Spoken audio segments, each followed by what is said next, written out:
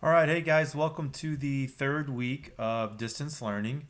I hope things are going well. I know everybody's getting cabin fever. If you're like me, you're wanting to get out of the house and be around people, but keep following the guidelines, keep staying safe. Things could be a lot worse. So just find ways to enjoy the time at home and make the most out of it. That's what I'm doing, and I hope you are too. And before we know it, we'll be in another school year and you'll be wishing for a break. So take advantage of this time, enjoy it, and let's get right down to this week's objectives. Okay, so there are three objective questions this week. The first one is to define artificial and natural selection and give examples of each. The second question is what is fitness and what role does fitness play in natural selection? And the third question is describe evolution in terms of natural selection. So, first, let's talk about artificial and natural selection. So, artificial selection has to do when human beings get involved in selective breeding of animals or plants, other living things. So, when humans control what organisms are able to breed with what organisms in an effort to produce specific traits, this is artificial selection. So this is not happening in the natural world. It's not a natural selection that is just happening in the environment. Humans are directly controlling what gets to breed to select for specific traits. So this selection occurs artificially because we are controlling it, we are compelling it, we are making it happen. So it's called artificial selection. Natural selection is when it happens in nature, and nature selects for the trait. And it's based on four basic ideas. Okay, first, it's the idea that we've already learned about is that within any species there are genetic variations. There are differences in traits among organisms. You can recall learning about pea plants and that there were purple flowers and white flowers, that there were yellow seeds and green seeds, that there were wrinkled seed pods and there were round seed pods. So there is genetic variation. The second principle is that these traits, these variations, can be passed down from one generation to the next. And we spend a lot of time working on that too. Then the third idea is that organisms produce more offspring than an environment can support. So, for example, an average cardinal lays 9 eggs.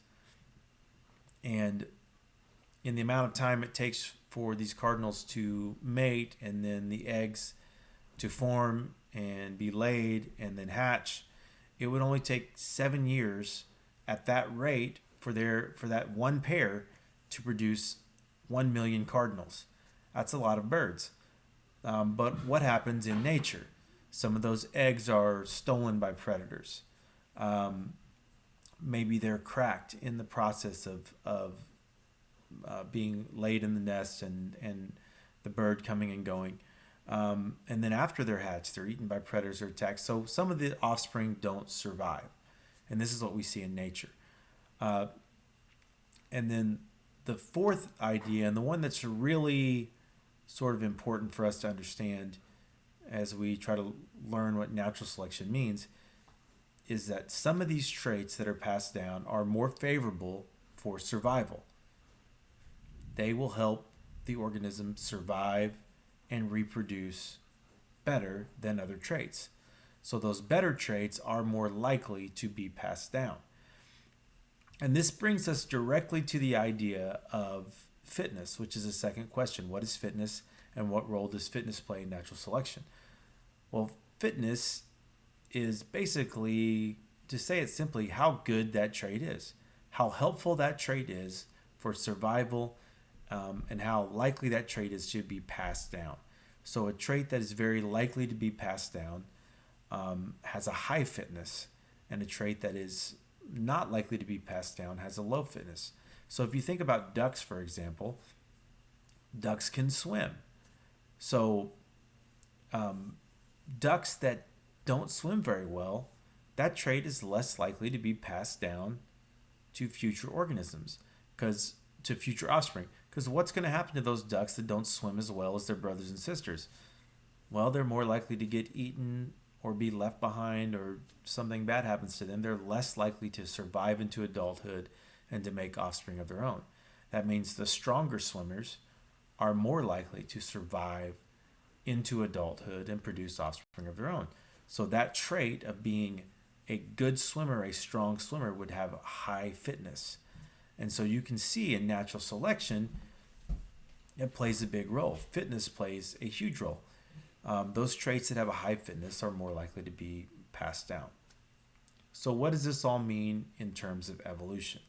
Now, evolution can sometimes be a bad word in these parts, and something that we might be scared of, or maybe we don't understand completely. It's really simple. Evolution is talking about the changing of species over time. So if you can imagine something like ducks, maybe they weren't always strong swimmers. Maybe their feet weren't always so webbed that allowed them to act as flippers and really help them to swim. But if you can imagine the ancestors of ducks, that some of them, through that random genetic variation that we talk about, some of those ducks were stronger swimmers than others. Their feet were more webbed than others. And so those ducks with the really nice webbed feet, they were stronger swimmers. They could escape better. They could move quicker. They could find food easier. All of those things helped them survive at a higher rate. And because of that, they were more likely to grow into adulthood and then produce offspring of their own.